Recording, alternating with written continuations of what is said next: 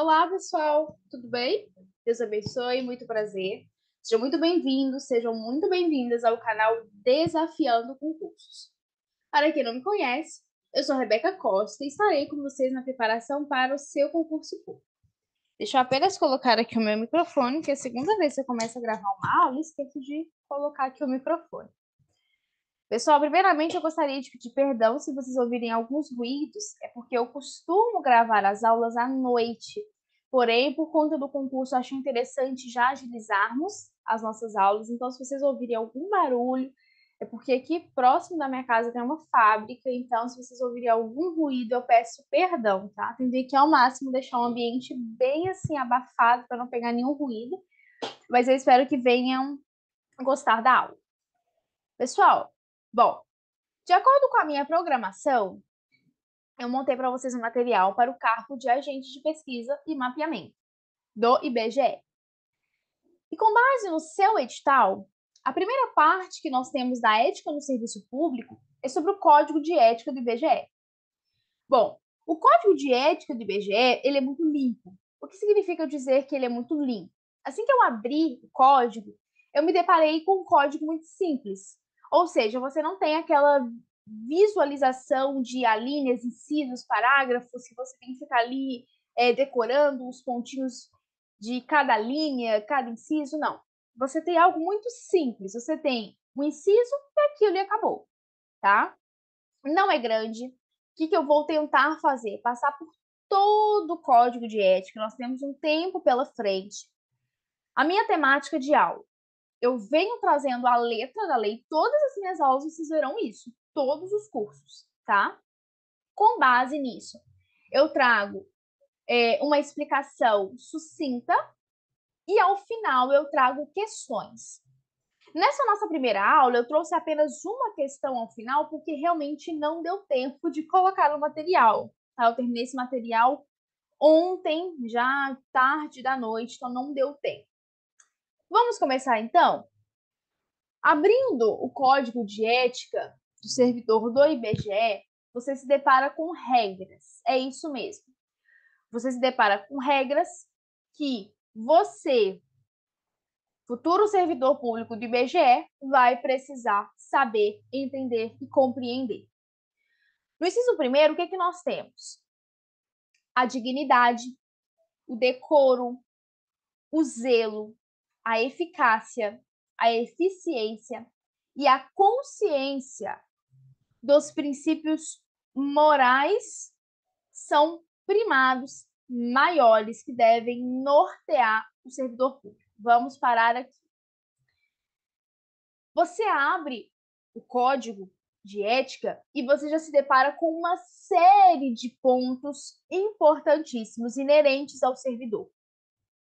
A dignidade, que vão nortear o servidor público, o decoro, o zelo, ou seja, qual é aquele perfil, no sentido de as regras que você vai precisar seguir. Por que nós temos esse código de ética?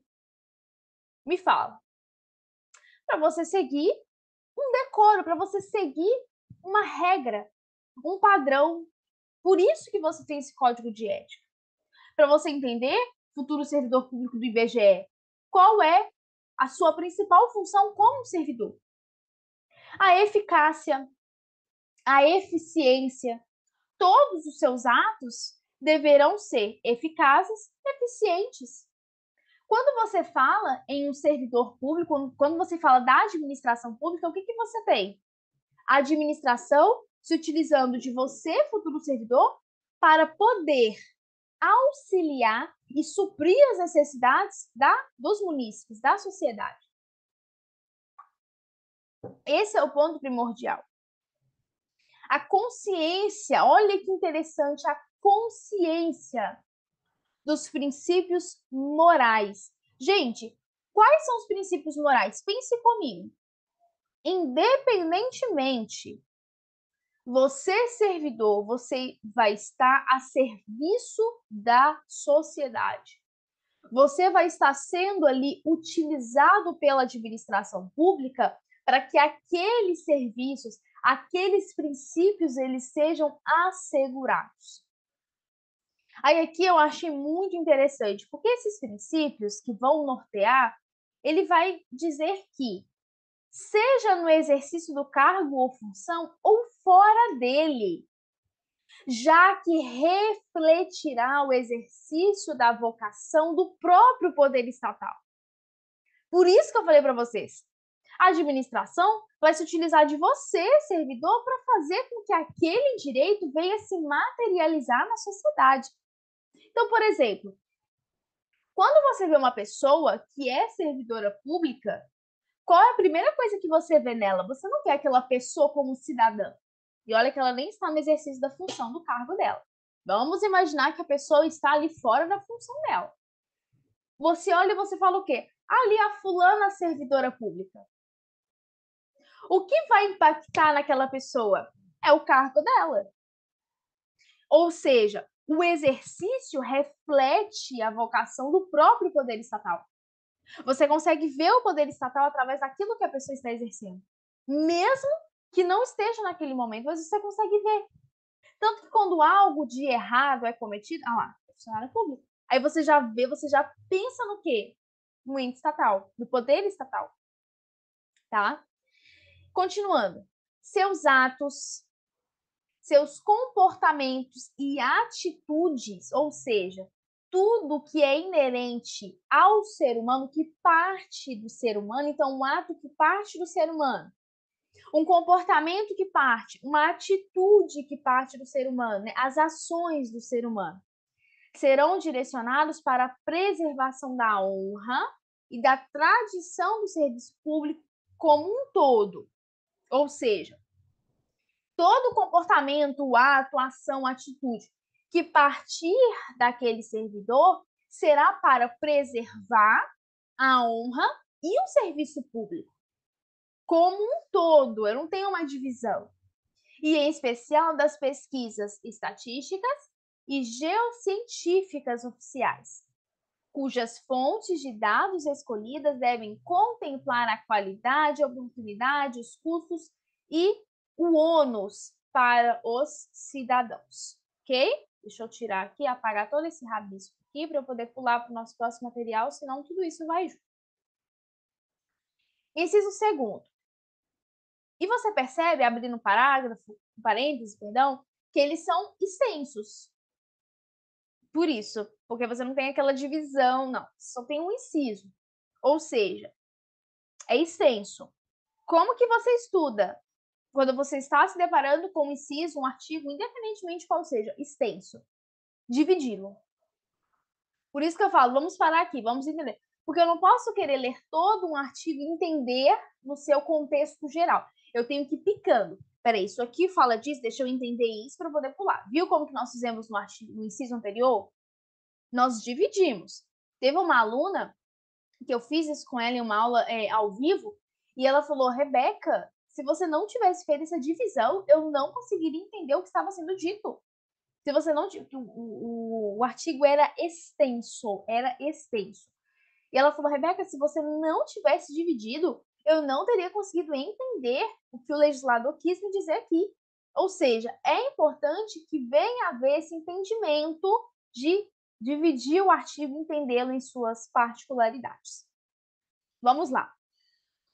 O servidor público, ele não poderá jamais, jamais, eu não tenho exceção, jamais, desprezar o elemento ético de sua conduta. Ou seja, o servidor público, ele precisa se portar com ética. Ele precisa se portar com a mais absoluta, né, absoluto entendimento de que o seu ato, a sua ação, a sua atitude, o seu comportamento, ele precisa estar nos moldes do serviço público. Ele precisa entender que a sua conduta, ela precisa ser ética. Ou seja, assim, não terá que decidir somente entre o legal e o ilegal, o justo e o injusto, o conveniente e o inconveniente. o oportuno e o inoportuno, mas principalmente entre o honesto e o desonesto.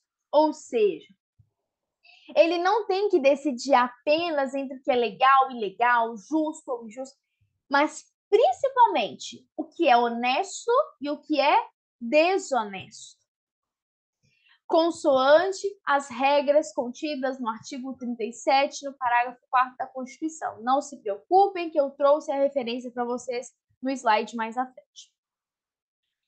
Por ser integrar a condição do servidor do IBGE, o elemento ético da conduta abrange, além dos primados maiores, a adoção dos melhores princípios, métodos e práticas, de acordo com as considerações estritamente profissionais, incluindo os princípios técnicos, científicos e a ética profissional. Vamos lá, então, presta atenção.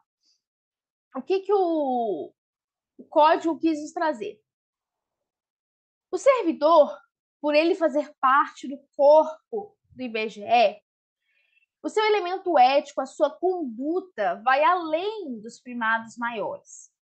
Você tem a adoção dos melhores princípios, métodos, práticas, que vai seguir de acordo com as considerações profissionais, ou seja, nada vai partir para o mundo exterior do profissional,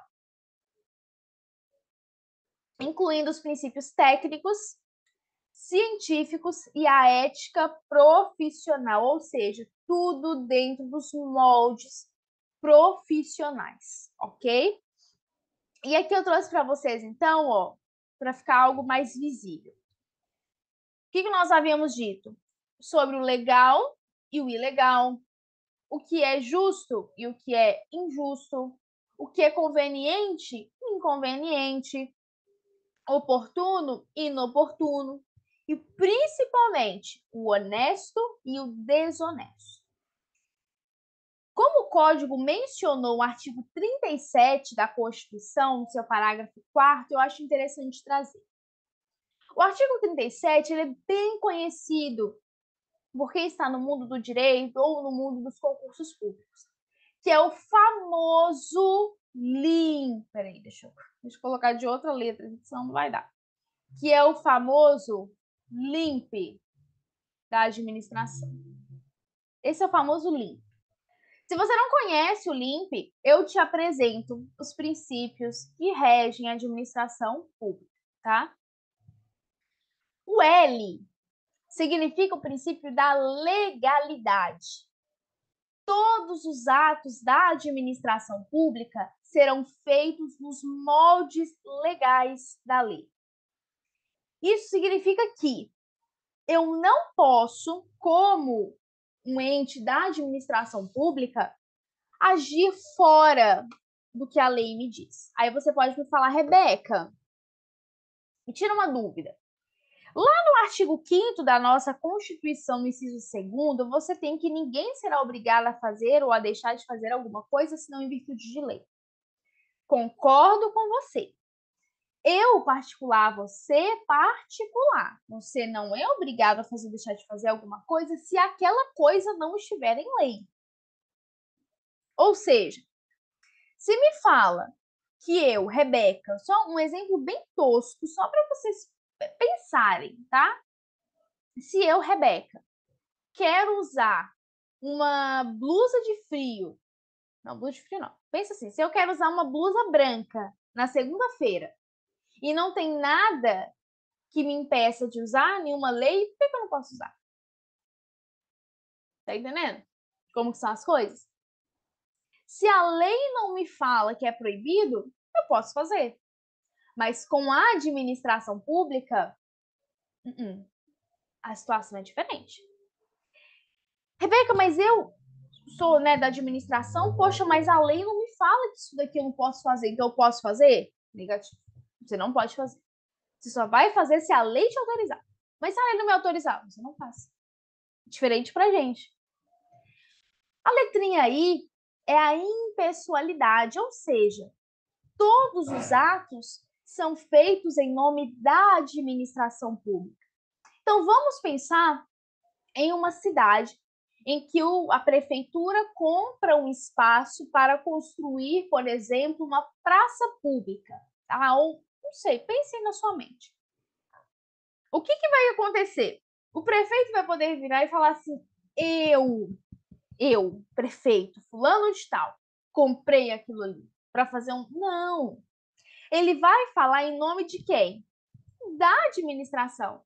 A prefeitura da cidade Alfa comprou aquele espaço para montar ali, não sei, uma praça, ou aquele prédio para construir uma escola, para fazer de uma escola, enfim, em nome da administração. E juntamente com esse princípio da impessoalidade, entra aquela ética, né? Ou seja, eu não posso me utilizar do meu cargo, da minha função na administração para beneficiar uma pessoa ou para prejudicar outra pessoa. É impessoal, tá? Bom, a moralidade, como nós já havíamos até comentado, todos os atos dentro dos moldes da moralidade. A publicidade significa eu dizer que, com a letrinha P, que todos os atos da administração pública, eles são, como o próprio nome já diz, são públicos. Ou seja, por isso que nós temos os boletins dos municípios, o diário oficial, ou seja, as ações, todos os atos da administração são públicos. Você tem a publicidade deles, para que a sociedade venha saber o que está sendo feito pela administração. A eficiência é o que nós estávamos comentando anteriormente. Os atos serão eficientes à população, à sociedade. Esses atos precisam estar nos moldes de um ato eficiente. E aí o parágrafo 4º, que mencionou o seu código, ele diz que os atos de improbidade administrativa, elas importarão a suspensão dos direitos políticos. Cuidado com isso, isso pega muito, tá? A perda da função pública, a indisponibilidade dos bens e o ressarcimento ao erário. Ou seja, a improbidade decorre a uma suspensão dos direitos políticos, a perda da função pública, a indisponibilidade dos bens e o ressarcimento ao erário. Ok? Passei aqui bem rapidamente, porque mencionou no código, então por isso que eu achei interessante trazer para vocês. Voltando para o Código de Ética, o inciso 3º vai me dizer que a moralidade da administração, ela não se limita à distinção entre o bem e o mal. Essa distinção entre o bem e o mal, você traz para o particular. É bem diferente. Mas aqui nós temos que deve ser acrescida da ideia de que o fim é sempre o quê? O bem comum.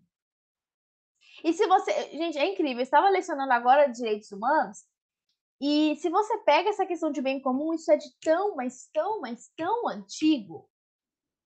A administração como uma finalidade para o bem comum, isso é tão antigo. Ou seja, todos os atos da administração, seguindo o princípio da moralidade, você tem a finalidade do bem comum, o bem coletivo daquela sociedade. O equilíbrio entre a legalidade e a finalidade na conduta do servidor é que poderá consolidar a moralidade do ato administrativo. Então, obviamente, se eu tenho uma administração dentro do que a lei vai dizer e seguindo a finalidade do bem comum, a moralidade vai se concretizar. Por quê? Porque eu estou agindo dentro dos moldes da administração para o bem comum. A partir do momento que eu sigo a legalidade, que eu sigo a finalidade daquele meu ato, peraí, se eu quero agir por bem da coletividade, bacana, a moralidade foi forte. Mas se eu não ajo dentro da legalidade e não é a finalidade do bem comum, a moralidade, ela não vai se consolidar. Para melhor exercício de sua função pública no IBGE, o servidor deve ter a consciência da relevância das informações estatísticas e geocientíficas, a fim de atender ao direito à informação pública de modo imparcial e com igualdade de acesso.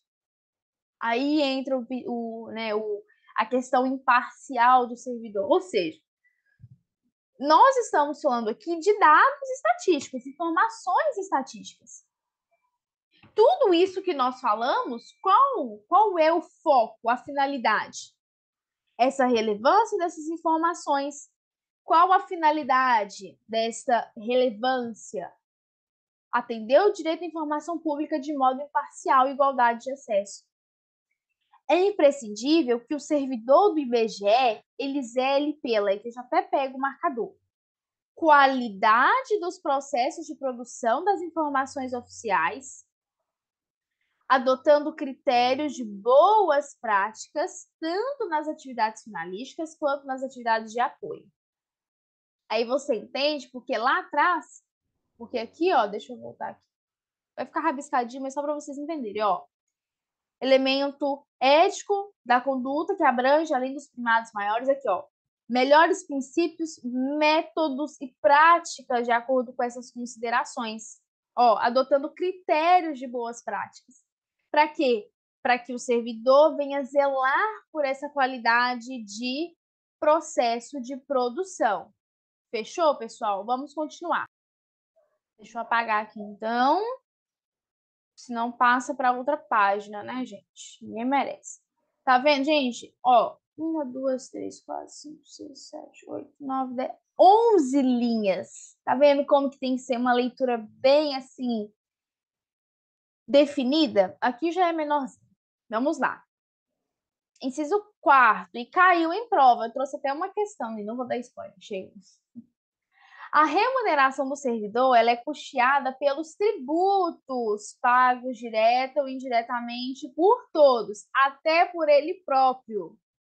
E por isso se exige como contrapartida que a moralidade administrativa se integre no direito, como elemento indissociável, ou seja, é associado, eu não posso dividir de sua aplicação e de sua finalidade, exigindo-se como consequência em fator de legalidade, ou seja, a remuneração ela é custeada pelo pagamento de tributos, direto ou indiretamente, inclusive dele próprio. 5º, o trabalho desenvolvido pelo servidor público perante a comunidade, a sociedade, deve ser entendido como um acréscimo ao seu próprio bem-estar, já que, como cidadão integrante da sociedade, o êxito desse trabalho pode ser considerado como seu maior patrimônio. Gente, presta atenção. Vamos aqui, deixa eu me inspirar na arte, no desenho. Presta atenção. Eu tenho aqui a sociedade, tá? E eu tenho aqui o servidor do IBGE. Olha o que ele diz. O trabalho que este serzinho aqui vai desenvolver dentro da sociedade é um trabalho dele para ele também. Ele não está apenas, eu estou fazendo bem para a sociedade lá. Não, ele está dentro da sociedade. Então, esse trabalho que ele faz aqui dentro com a sociedade, ele tem que pegar como um acréscimo a sua própria pessoa, como também um ser integrante dessa sociedade. Ou seja, é o maior patrimônio dele. Porque muitas das vezes, o que a gente vê muitas das vezes? É um pensamento muito distante. Eu sou servidora pública, estou aqui, né, no IBGE, fazendo ali para as pessoas. Eu me incluo nessa sociedade. Eu me incluo como um ser que estou desenvolvendo o meu trabalho, porém eu também estou incluso neste meu trabalho. Não é algo distante da pessoa do servidor. 6º, a função pública ela deve ser tida como um exercício profissional e, portanto, se integra na vida particular de cada servidor público. Assim, os fatos e atos verificados na conduta do dia a dia e sua vida privada poderão acrescentar ou diminuir seu bom conceito de vida funcional. Ah, Rebeca, brincadeira. Mas é como eu falei agora. Se você vê um servidor, Você não vai ver como, ali, o José, olha, meu vizinho. Não. Você vai ver o José como servidor. Ah lá, o José, o servidor do IBGE. Você não vê como uma pessoa particular. Tanto que a gente sabe, em alguns cargos, o que eles pedem? Prova social. No sentido de eu quero ver. Isso, gente, é tão sério que um professor veio da faculdade, eu estava tendo a matéria de direito penal. Direito penal. Foi no. Acho que há uns 2 semestres atrás. O que ele falou? Que uma pessoa, eu não sei, acho que era para polícia, não me lembro, não conseguiu, porque eu não sei o que tinha acontecido, mas por conta da conduta dele na sua vida privada. Ele falou, gente, cuidado com as suas redes sociais, cuidado com a sua vida, cuidado se você... Cuidado, mas é a minha vida particular. Gente, mas é como eu falei, você é visto, você será visto como o servidor público. Os atos e condutas na sua vida privada dia a dia, eles podem acrescentar ou eles podem diminuir o seu conceito de vida funcional, de vida profissional. Então, cuidado, não, é como eu falei, não distancie a vida, né, o seu eu da sua vida profissional. Então, os atos verificados na conduta do dia a dia pode acrescentar ou diminuir. Cuidado. Sétimo, salvo em casos de segurança nacional, investigações policiais ou interesse superior do Estado e da administração pública, a serem preservados em processo previamente declarado sigiloso nos termos da lei, a publicidade de qualquer ato administrativo constitui requisito de eficácia e moralidade, ensejando sua omissão, comprometimento ético contra o bem comum imputável a quem negar.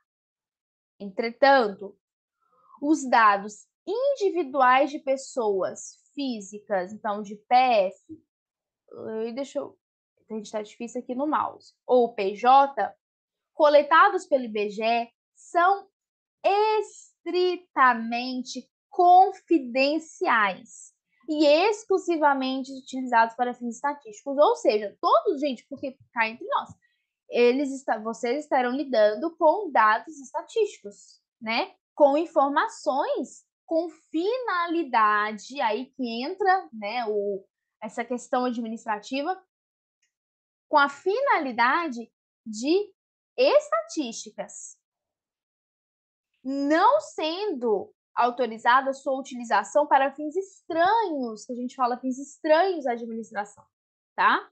Mas nós tivemos aqui sim os casos de segurança nacional, investigação policial, ok. Mas os dados individuais serão 100% garantidos como uma forma de cuidado, tá? Confidencial, melhor dizendo. Ademais, leis, regulamentos e medidas que regem a operação dos sistemas estatísticos e cartográficos do Instituto devem ser de conhecimento público, tá? Quer dizer, então, o quê? Que as leis, o que vai ser regido para essa operação de sistema será público, ok? Devem ser de conhecimento público, ou seja, o princípio da publicidade. Oitavo, toda pessoa, olha aqui, toda, não é algumas, outras, toda pessoa tem direito à verdade. O servidor não pode omiti-la ou falseá-la, ou seja, omitir, não informar ou informar falsamente, ainda que contrário aos interesses da própria pessoa interessada ou da administração pública. Por isso que entra a questão da moralidade, né? Ah, mas eu não quero fazer. Você tem que fazer. Você não pode omitir. Ainda que contrário ao interesse da própria pessoa interessada, tá? Ou da administração pública, ok? Então, toda pessoa tem direito da verdade. O servidor não pode omiti-la ou falseá-la, ainda que contrário aos interesses da própria pessoa interessada ou da administração. Nenhum Estado pode crescer ou estabilizar-se sobre o poder corruptivo do hábito do erro, da opressão ou da mentira, que sempre aniquilam até mesmo a dignidade humana, quanto mais a de uma nação. Bom, trouxe para vocês uma questão para vocês verem que eu não estou mentindo acerca da cobrança desses incisos. Eu trouxe, gente, todas as sessões que eu trago, eu pego do que concurso. Gente, página maravilhosa. Se você não conhece, sem terminar essa aula, vai lá no que concursos. Gente, maravilhoso. Não, eu não uso outro site de questões se não for o que concursos, tá? À luz do Código de Ética Profissional do Servidor Público do IBGE, assinale as afirmativas a seguir. Olha que está tudo que nós lemos, exceto a última que nós não passamos ainda, mas eu trouxe mesmo assim. Primeiro, a remuneração do servidor é custeada pelos tributos pagos direto e indiretamente por todos, até por ele próprio, e por isso se exige, como contrapartida, que a moralidade administrativa se integre no direito como elemento indissociável de sua aplicação e de sua finalidade, erigindo-se como consequência e fator de legalidade. 2. Toda pessoa tem direito à verdade. Deixa eu pegar aqui meu laser. Tem direito à verdade. O servidor não pode omiti-lo ou falseá-lo, ainda que contrária aos interesses da própria pessoa interessada na administração. Nenhum Estado pode crescer ou estabilizar-se sobre o poder corruptivo do hábito do erro, da opressão ou da mentira, que sempre aniquilam até mesmo a dignidade humana, quanto mais a de uma nação. Terceiro, toda ausência justificada do servidor de seu local de trabalho é fator de desmoralização do serviço público, o que sempre conduz à desordem nas relações humanas. Assinale. Apenas 1 correto, 1 e 2 correto, 2 e 3 corretas, todas corretas ou nenhuma afirmativa está correta. Bom, de acordo com o que nós lemos, não passamos pela última ainda, mas a última está a última está errada. Então, eu só tenho como certa 1 e 2. Aí eu te pergunto, lemos os incisos 1 e 2? Lemos. Tá vendo como que não é um bicho de 20 cabeças? Não. É você ler, é você entender, é você destrinchar o artigo. O artigo não, o inciso, né? Aqueles algarismos romanos, e você marcar a questão. E aí eu achei essa questão tão assim, tão, sabe, tão... Ui! E presta atenção, só mudou uma palavra. O que sempre conduz, não, o que quase sempre conduz à desordem. Ai, gente, eu fiquei assim, nossa, por conta de, sabe? Enfim, como que é importante a leitura? Porque às vezes você fala assim, nossa, eu li isso. Mentira, você não leu isso, você leu parcialmente isso. Mas você esqueceu de uma palavra ou uma letra, tá? Bom, pessoal, foi um prazer tê-los aqui comigo. Eu te espero para a aula de número 2, tá? Provavelmente devo postar hoje, é dia 1º, 1 do 8, né, agosto. Provavelmente devo postar no dia 3 de agosto, porque amanhã, dia 2, eu tenho que postar para a Prefeitura de Campinas, que as pessoas já estão me cobrando já. Porque até então aqui no canal, gente, sou só eu, tá? Humanamente falando, só eu estou aqui. Então, nós teremos apenas aulas de legislação, tá? Quem sabe aí a família do Desafiando Concursos vai crescendo, né, gente? Tá bom? Que Deus abençoe e até a nossa próxima aula. Um grande abraço, fique com Deus. Tchau, tchau.